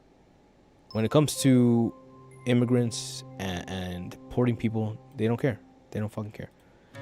Even though apparently most of them are on that green card, which is like they're specifically going after people in your bracket, and the only reason you're fucking allowed to be here is because your name is tied to a fucking company that apparently is worth value to the administration, instead of being a government that encourages immigration, legally, yes, immigration, to help inspire the creations of what we create in this great nation. That's the part that pisses me off. That when it comes to something that quote unquote actually matters, in my humble fucking viewpoint, they shut the fuck up. They can't help themselves because it's a legal thing, or it's like, oh, we don't want to get in trouble by the fucking government. Blah, blah. But when it fucking comes to those fucking tariffs, Nintendo, Saudi Arabia wants to say something about it, because now there's money involved. Fuck the Mexicans, fuck the immigrants, fuck us. There's money involved. And again, all this happening over video games. So if you want to fucking stand there, buy your fucking Pokeopia, and be like, oh, I don't want to get political. I'm not political on this channel. Shut the fuck up. I'm so fucking tired of people just fucking being ostriches with their heads buried in the sand. But at least they have fast food burgers down there. Because fast food CEOs are currently engaged in an online burger eating war. What started as a silly video from McDonald's CEO last week turned into one of the weirdest pop culture moments of the last decade. By Zach Swain over at Kotaku. Last week, CEO of McDonald's, let me see what date this is, March 4th. Okay, that's a week ago. CEO of McDonald's became the main character of the internet after he took a tiny bite of fast food company's quote latest product and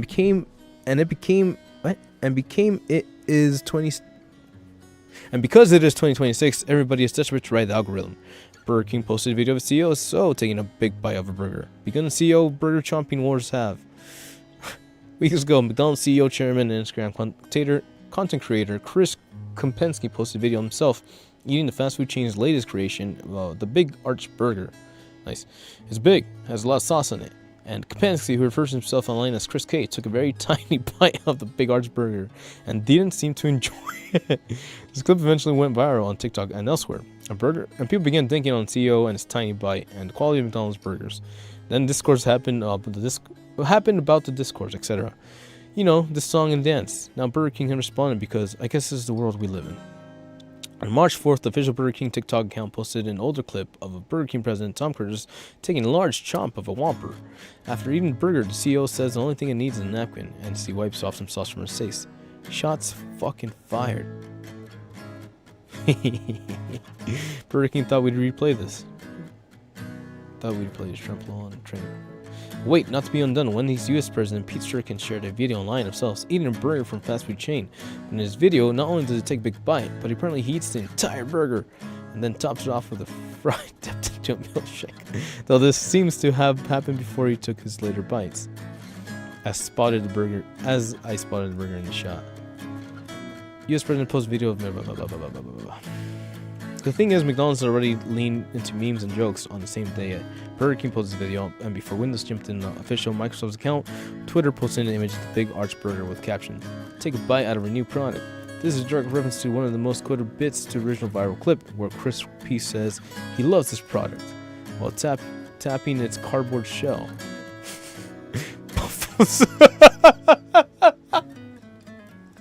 Oh my god.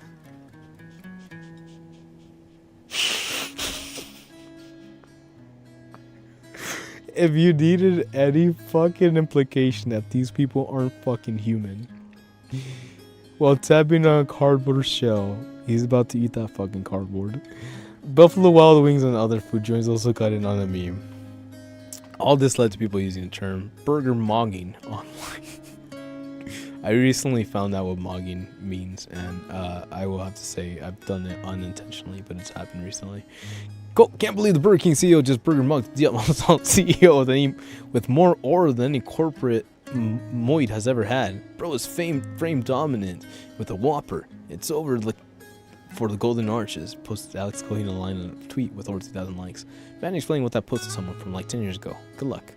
Anyway, I now with the videos of CEO, Arby's, What's a Burger, and Freddy's eating hamburgers in front of the camera in some grim attempt to rebuild the monoculture we lost many years ago. Burger Chomp and CEO war is just heating up. There's so much left to milk from this rare moment in which more than 10% of the internet is focused on the same thing. Oh, I know. Fuck yeah, I'm curious. We're almost there.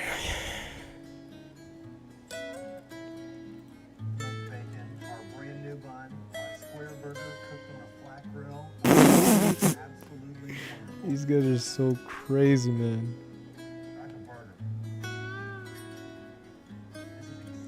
Slow down, bro. Slow down.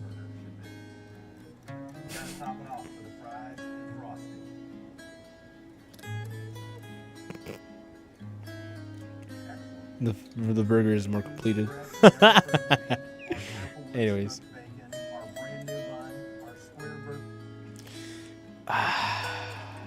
Thoughts? Anybody? Oh man, I want to see the Burger King one.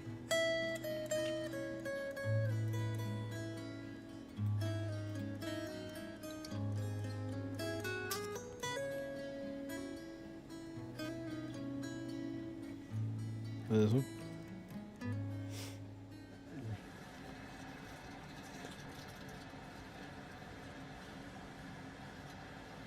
Not bad, right? Only one thing missing. A napkin. Yeah, that guy's fucking beast. Look. Not bad, right? Only one thing missing. Oh my. Oh. You people are crazy, man. Only one thing missing. Oh, you guys are crazy. Whew. Alright. Well, in case you didn't know, that's the world that we live in today. Look, here's all I'm gonna say. If you've ever made food with love, you have an obligatory understanding of what it takes to create flavor. And the fact that this homeboy is the only guy wearing an apron and he's in the fucking kitchen, that is the production line of those burgers. They just built that burger, hypothetically.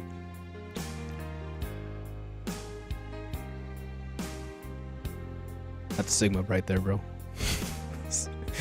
Beta Sigma Alpha. So, well, where do we stand? I like burgers. I'm a huge burger fan. I like burgers almost as much as the fat ass orangutan in the Oval Office. Now, I don't want to say much because I don't want to get fucking rated again, but someone out there made an interesting comment about how, ladies and gentlemen, we were just one Big Mac away from a heart attack or cardiac arrest doing the job, finishing the job for us. If you know, you know. God bless America. Love you, burgers. Valve stands firm the Steam machine will launch in 2026 despite delays, memory, and shortages still changing. Redacted. Console what? How long is this? Based. Alright. Vamonos, we're almost done here. This is by Michael Hangnum and Yesley and Pool over at IGN. Okay, I've updated story to reflect the changes to your review. Post-campaign launch. It's not like bad news for those who want to get their hands on Valve experience and machine controller frame to go in Flare 2027. However, Valve is clarifying that it still intends to release new hardware in 2026. I'll announce that all three products late this year was with the aim of releasing some in some point in 2026 in February. Valve signaled delay that was coming results of AI shortages causing PC hardware spike in price. This had made it difficult to Valve to pin down the price and release Steam Day machine to Steam Frame, but at the same time, early February, Valve still planned to release hardware in the first half of the year. In an early version of the Steam year, we hope to ship in 2026, which is that we have to wait until next year's Steam machine come out. That part has been changed, so we'll be shipping all 3 products this year. However, we did not share details on the possible release window within the year. The rest of the particular section of the blog remains largely unchanged, with Valve stating, quote, "We shared recently that we have been changes in memory and storage shortages and concluded with, quote, more updates will be shared as we finalize our plans." The Steam machine is mid-level gaming focused, focused PC design more accessible than a standard desktop PC, with sleek cube design and osmosis board. We have the idea and offer thoughts on how much Steam machine will cost. This will probably be higher than people think. Chatter about pricing ramped up last year when the Linus Tech seriously wouldn't follow a contra pricing model of 500, as he mentioned the figure in the Valve meeting with Valve staff. In an interview with Skill Up from last year, Valve's Lawrence Yang, stretching, I cracked my back. Pierre Lower groups discussed price of Steam machine without actually confirming what it would be. Conversation began with software engineer Pierre Lower confirming the Steam machine is more powerful than 70% of game PCs that Valve registers on this hardware survey. In terms of general GPU level saying, we have looked into the number as part of the spectating machine, so it's possibly evolved a little bit over time, but I think ballpark is about there. He then said that fans should expect the Steam machine price to be around the same as if you were to build a PC from parts to get basically the same level of performance. Quote, "I think that if you build a PC from parts and you can basically get the same level of performance, that's the general price we aim to be at," he said. "Ideally, we'd be pretty competitive with that, and they'd have a pretty good deal, but we're working on refining as we speak. Right now, it's just a hard time, and to have a really good idea of what the price is going to be, because that's a lot of different things, a lot of external things." External. In that context, Valve Steam machine is likely to cost above $750. Suggested Steam machine costs about $700 to $800. To put that in perspective, the base PS5 with disc drive currently costs at $549, with the PS5 digital edition costs at $599, with the PS5 Pro meanwhile costs at $7,500. Shit. Skill Up, then I basically paid $60 for the disc drive, so it was about $800 something. Skill Up then asked Valve to roll out Steam machine being subsidized. So we're saying, like, quote, "Valve is not going to into this thinking we're going to eat a big loss on this so we can grow market share or category or anything like that, correct?" Your answer to the question, quote, "No, it's more in line with what you might expect from the current PC market. Obviously, your goal is to be good for deal for at that level of performance," quote. He then went on to make the case for Steam machine at some sort of price, pointing to the value you get for various features includes to simply be easier to replace for your build and pursue. Stuff like that. Bluetooth wireless, we've all done it for antennas, separately designed, blah blah blah. So being your sound on the couch, press one button to control, the whole thing is lights up as expected in your living room, so very available. Now it's PC market, there's people going to be perfectly happy building a PC whatever level spec, and there's going to be a experience for them. We're building SteamOS so they can help use it for whatever they have essentially experienced. So we're happy with it. It's perfectly good use for us, but we expect the machine to be a nice baseline offering. Let's have some features and otherwise. Valve designer Lawrence Yang then concerned with his own thoughts. For me, one of the benefits of Steam machine is I'm someone who used to build my PC in college, and I am too old and tired for that to do that now. Some have questioned Valve's refusal to subsidize the Steam machine and thus theoretically at least miss out to having a great number of people buying games through Stream. Learning publishing director Mike DeHouse, who's in charge of business development regarding the slice of Steam mega hit Baldur's Gate 3, took to social media to suggest Valve will lose, quote, far more than the approximate 200 difference by not having more users on the Steam storefront, which is essential a money printing machine. That said, it isn't stupid not to sell things at a loss, just in particular in this case, Dust continued. Alright. So a little bit of extra data. I don't think we really needed that per se, but it's just something I really want to put out into the mind of the universe that we still have people who are trying to build things. And it's just a really big bummer that because of how things are with governments not really reining in AI companies as they quote unquote should, because every AI company is essentially selling them snake oil, but they want to believe in. Watch Akira. But we have to understand that. We have to believe that that is what it is and see where we go from here.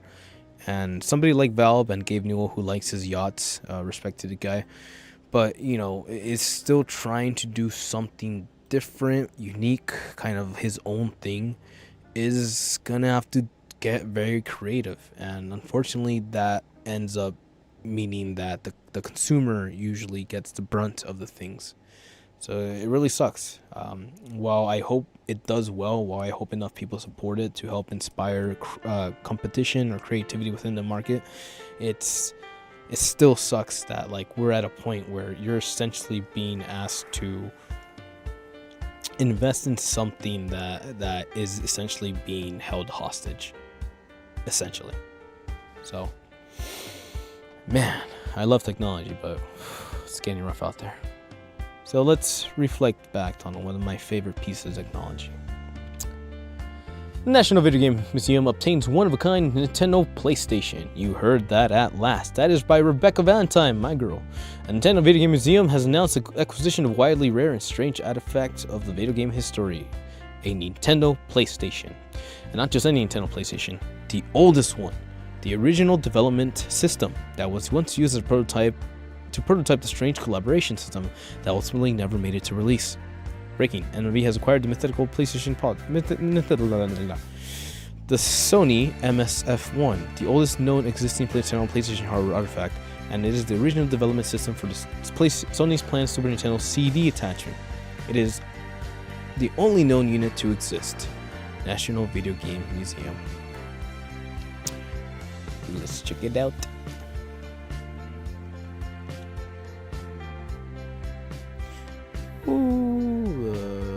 It's the only one unit to exist. One of the biggest what-ifs of all time now lives here at the National Video Game Museum. Shee! Look at that. Whew. Strange little guy. Not for sale, MSF. Oh, it's an attachment. Yeah. A little CD disc drive port. Power, busy, eject. Well, it looks like shit. But look, they even wanted you to play music with it. So they were expecting the thingy to be a music player. That is crazy, man. Crazy taxi. Woo! That's cool. Alright. This comes from a Twitter post which includes photos of the machine. The MMV has acquired a mythical PlayStation Nintendo PlayStation release. Sony blah blah blah. PlayStation was a strange product in the early 1990s. Partnership was led Sony's Ken Kutaragi between Sony and Nintendo to develop an attachment for the Super Nintendo that would play CD-ROMs. Only a few hundred prototypes were produced before Nintendo's ongoing partnership with Philips for a similar machine around the same time caused tensions, and the two split. Philips and Nintendo's partnership for CD-ROM attachment fell apart sometime after. But Sony's work on the prototype helped spark the company's eventual development of the PlayStation 1. And that's why he has a tattoo of that. A handful of prototypes have popped up in various places all over the years. Kutaragi still has one as well, but this version of the MMV is even more special as it is the original development system and only one of its kind. As a result, it looks quite distinct from the other Nintendo PlayStations we've seen. Yep, that's what I was thinking of. It's all function and no form, well before designers had gotten around to smoothing out these corners. With the NMV acquiring this strange rare relic, that hopefully means more people will have access to this and a bit of video game history. It will hopefully end up on display in the museum itself and well cared for. Improvement after at least one prototype was found stashed and yellowing in a box of random items. After at least one, yeah, I've seen that before.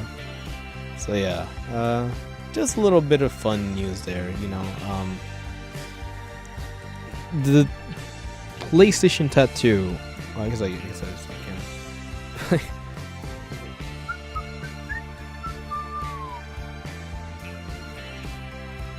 Santo. Ouch. The PlayStation tattoo. Like, here we go. It was the first guy I ever got. It's good time.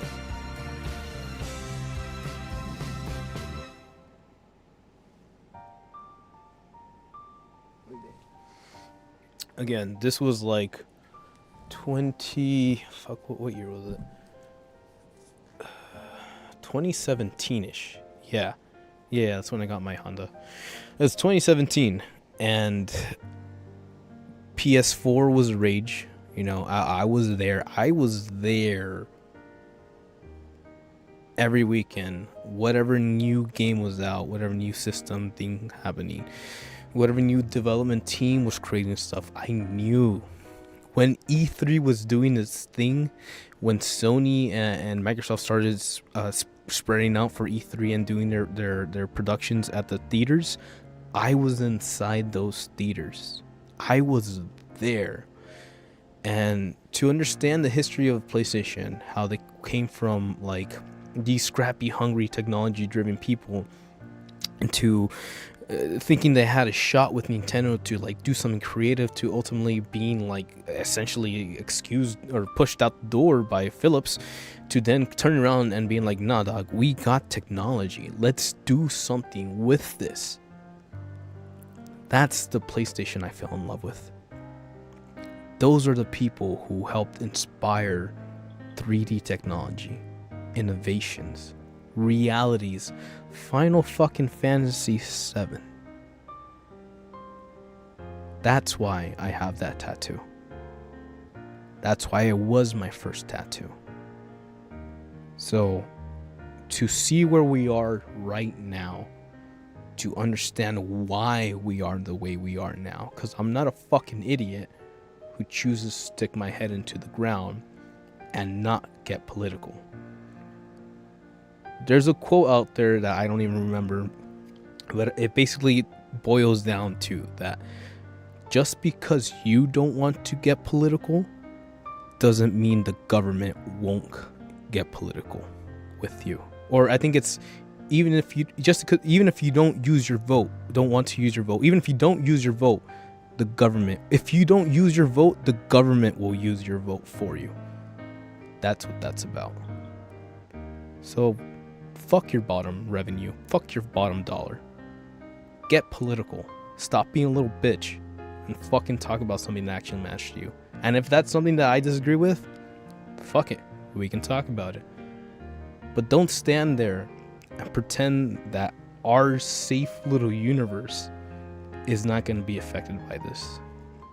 The time to act is now. The time to fucking actually have a fucking heart, or to humanity to step forward, is now. You won't get that later. Later, all you'll hear is explosions. I'm just a little silhouette of a man. Scaramouche, gonna be the fandangos. When the things of lightning, Mary, frightening me. Galileo Figaro. Nobody loves me. From a poor family, sparing this time when this process a day. Easy come, when you let me go. The will let you go. Never let me go.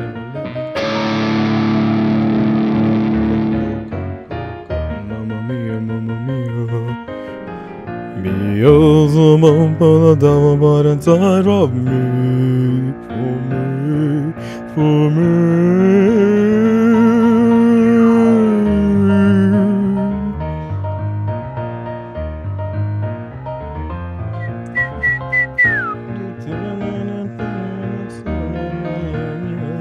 I'm getting distracted. Well, that's another beautiful week. Sunday, fun day. Again, I don't necessarily like, complaining or spreading bad news or whatever, but it is very important to know why things are the way we are, and it's incredibly important to understand none of this is happening for the first time. History repeats itself like a poetry, like Star Wars. So, enjoy it while you have time. Sometimes, time is the only thing you have. Nothing really matters. Nothing really matters to me.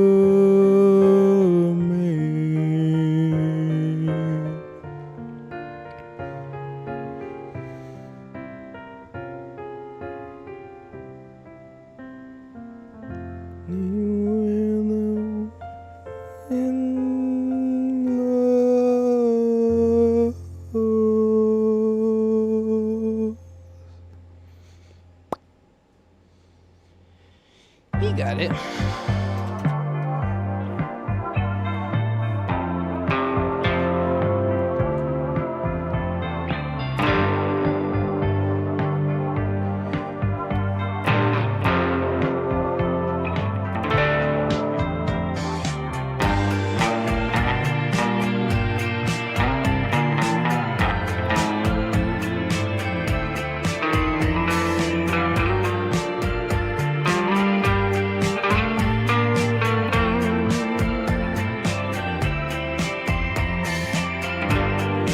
And when I think of everything that we did together, somewhere in Verona, the sun sets over our time together. Thinking it over, so young and sentimental, our hearts so gentle. Such a shame we drift apart. Oh, but I just can't do wonder. Can't we last forever? I watched the sunset, something inside me, I gotta get up and chase it. Na, na, na.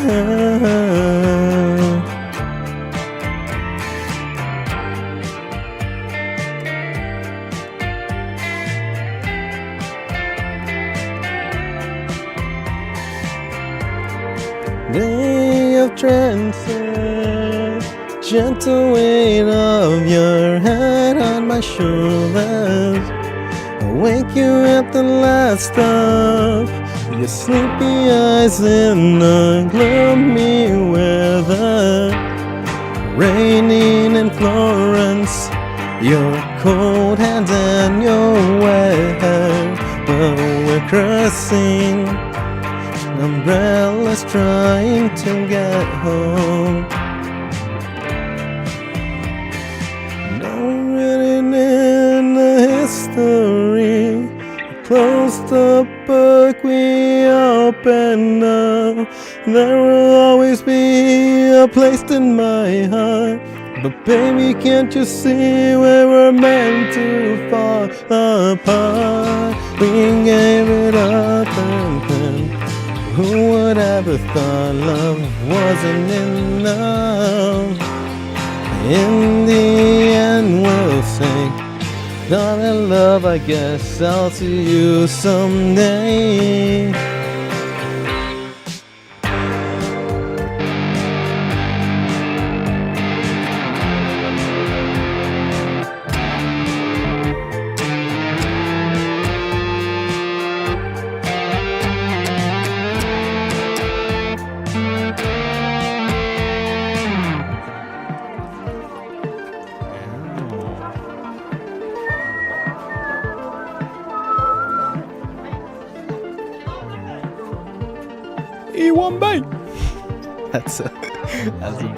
That's a Black Panther reference. Rest in peace, Chad.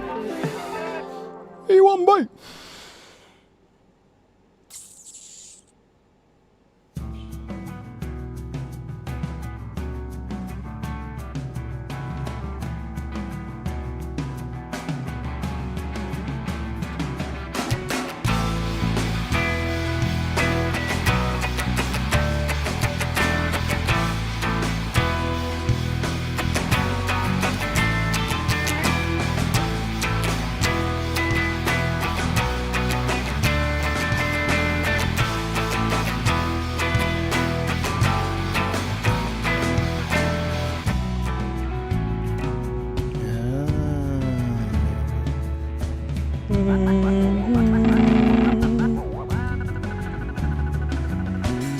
I dig my toes into the sand. Sky-lit jumbles, 1,000 panoplies, trying to cross the blue blanket. Rattling against the wind, on the high-end weightless. And in this moment I am happy. I wish you were here. I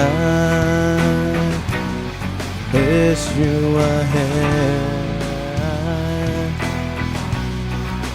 wish you were here. I wish you were here.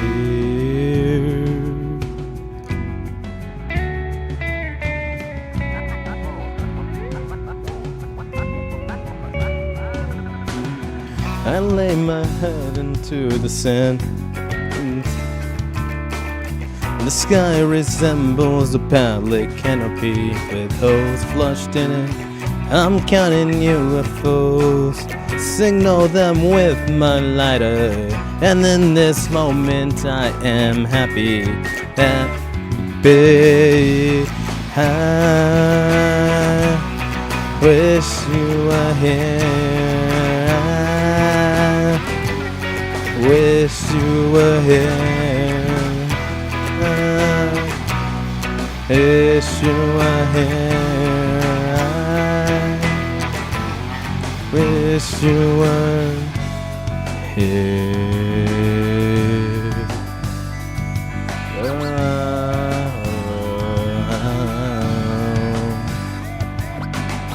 A world of roller coaster, and I am not strapping. Maybe I should held with care, but my hands are swizzy and the air sane. I wish you were here. I wish you were. I wish you were here.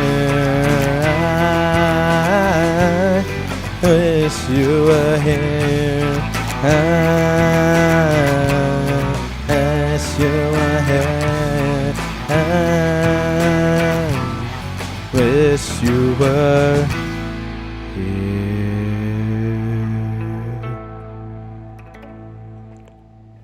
Ow, my hand's getting numb. That's probably the watch's phone, but some too. Well, it's time to go. But I figure we do one for the king. So it's because it's Sunday. Also, or not. Let's go back to the Bon Jovi. Also, but it's been nice. Thank you for that. Appreciate it. And yeah, man, I things are gonna keep on moving out there. You know what I mean? It's just one of those things that you hit a certain point in your life when obviously you can't control the universe. That's just the way it is.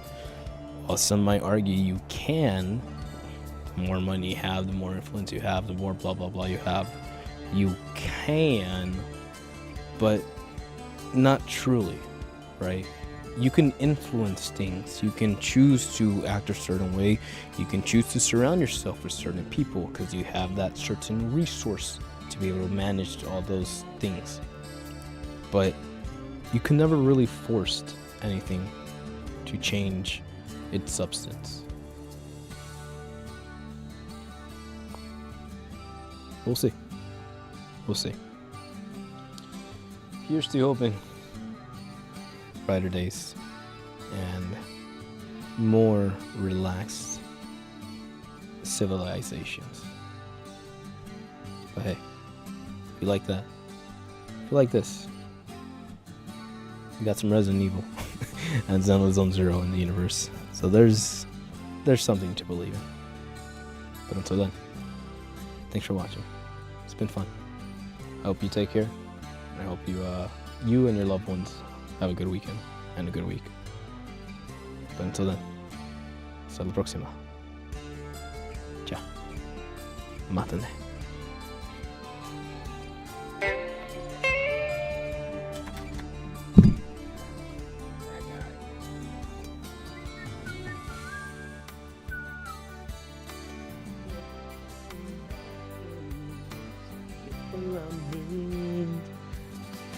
Gonna separate.